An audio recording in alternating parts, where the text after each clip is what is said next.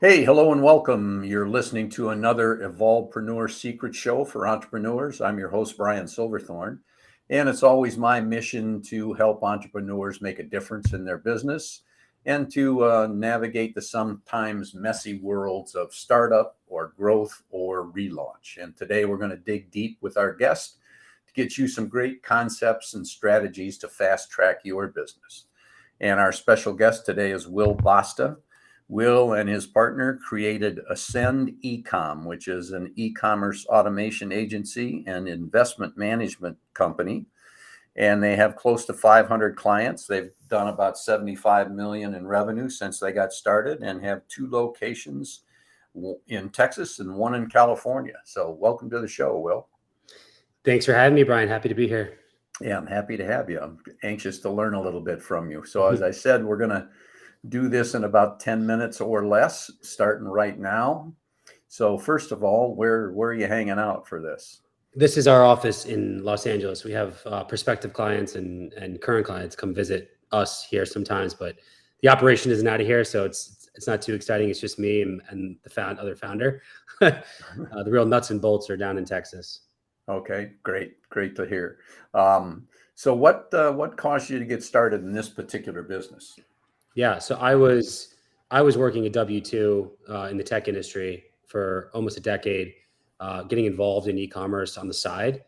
I'd say micro entrepreneurially, having my success, my failures here and there, but really learning the back end system of e-commerce and seeing the growth opportunity and really knowing, that there's a lot of growth ahead essentially. And my business partner and I tested the market when a couple of these companies were sort of popping up a few years ago. We invested in one that you could call a competitor of ours, I guess.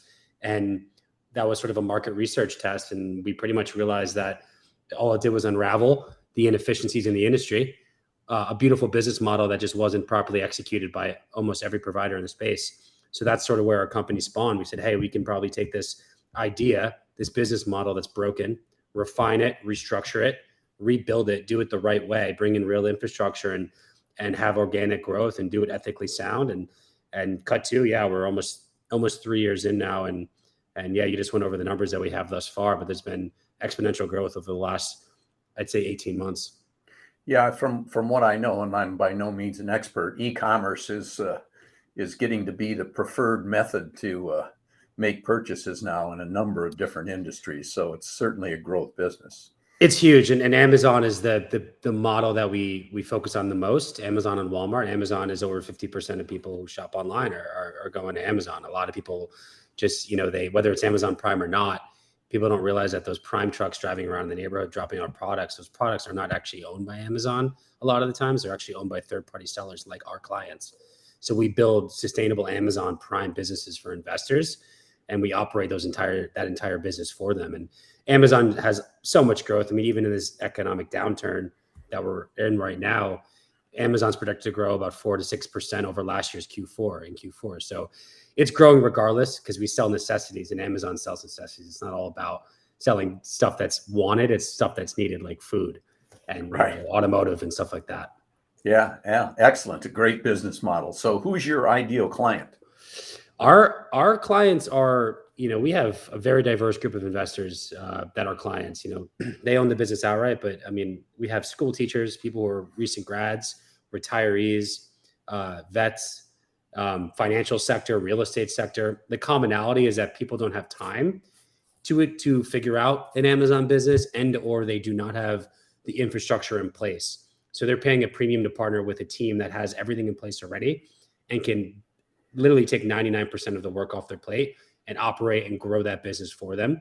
And so it's essentially people who are financially comfortable that are looking for an access point to get into e-commerce as a diversified investment outside of your traditional stocks or real estate, and or just looking for passive income and adding an asset to their investment profile. Yeah, excellent. I'm liking this business model more and more as you explain it. So what's going on in your clients' lives that caused them to reach out to you? Have you done any data on I think that? a lot of them, honestly, especially right now, it's where inflation is obviously the top of a lot of people's minds right now. And a lot of people have savings, right? And they could be financially comfortable, but they're slightly scared of the stock market at the moment, and rightfully so. Real estate is pretty inflated at the moment. And if you keep your money in the bank during inflation, we all know what that means. You're essentially it's not the smartest choice, depending upon the situation. You want to invest in assets that are going to cash flow and appreciate over time, so your money works for you, right? And those two initial investment opportunities right now are pretty. They're not stable at the moment, and so people are looking for a stable, sustainable investment. And we are that alternative investment. They're comfortable with Amazon. They understand Amazon's everywhere and growing. They're familiar with that. So they're really looking to go outside of your traditional investment in a very uneasy time in the economy right now. And also it's people who are just looking to supplement their income. You hear this all over the board about, I personally don't believe that a millionaire is created by multiple passive income streams. I think there's generally one or two that really make it there. And then if you look at real millionaires out there, they do have portfolios of multiple income streams, but there's normally a main one that really got them there or something. But at the end of the day, this is what we are. We are augmenting, we're adding supplementary income to people that are already financially comfortable and just adding to the portfolio and diversifying their investments. Interesting. So when you start working with your clients, are there any commonalities of problems that they're encountering or issues that they want to push through? Yeah, I would say at the end of the day, it's really like what would an extra, everyone's got a different financial profile, but what would an extra $1,500 a month hands off do for you, or 2,000, or upwards of 15 to 20 grand, depending upon the investor and how they're investing with us. So it's also looking at how can you might have a steady position or career where you're making X amount of money, but that there's probably most likely, what's coming next, and you're looking at ways to pay for that extra bill that might be coming in, or you might be having an extra, whatever those extra costs are, living costs that are coming around.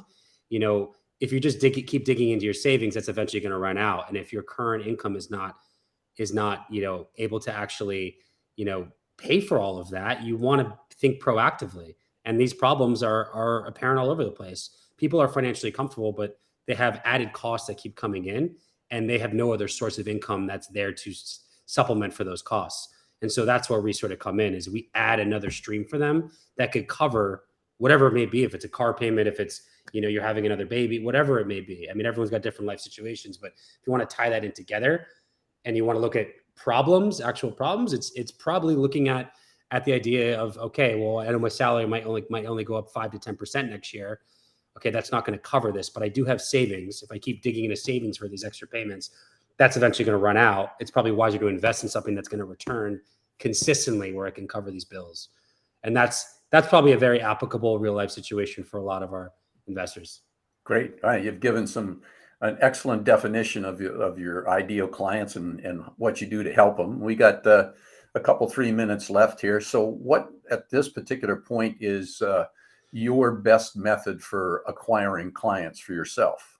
I mean, we have a very expansive team. I do a lot of these podcasts and stuff like that just to get the word out of who we are, et cetera. But, in terms of acquiring clients, a lot of it's organic because we have so many already, and they see that something's working with this investment. They will introduce their family and friends, or they'll just organically come across us online by looking for passive income investments or something like that. I mean, we get new clients across the board from all different ways.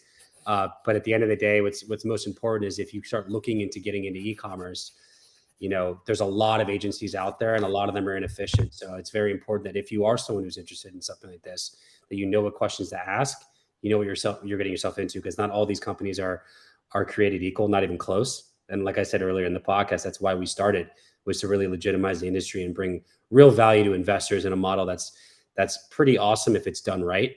And it's been historically not done right for the last few years. And so that's why we're growing at this trajectory, is because, we do right by our clients. We bring value to investors and yeah.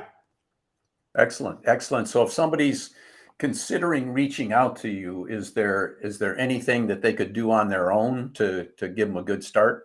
Yeah. And a lot of our clients don't have any experience at all in this. So you can have zero experience, a little experience. That's completely irrelevant of where you are in terms of e-commerce. You can go to our website, www.ascendecom. That's ascendecom.com. Learn about what we do, how we do things. There's testimonials on there, things about our business, and you can book a call directly with our team, which is really educational. It's not us trying to sell you anything. It's us learning about your background and seeing if there's a fit to continue the conversation. And then always following us on social media for just educational tips on the industry in general and how we're progressing as a company internally and externally. And that's at Ascend_Ecom for Instagram and also YouTube. Okay, great. Good information. So we got about a minute left. I'll give you two choices. Is there a question that I should have asked, but I didn't get around to asking it? Or you just want to offer a final bit of advice for the listeners?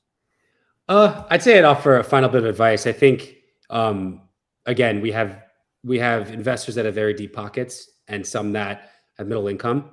At the end of the day, regardless if you invest in this opportunity or not, make sure that you are mindful of your personal credit, because personal credit is what opens. It's a huge benefactor in the United States. People look at it as sort of the devil sometimes, but if you leverage it the right way, that's going to open up doors through business credit and give you the opportunity to invest in opportunities like this at 0%, whether it's this or another opportunity, and leverage the bank's money to make more money as opposed to your cold earned cash.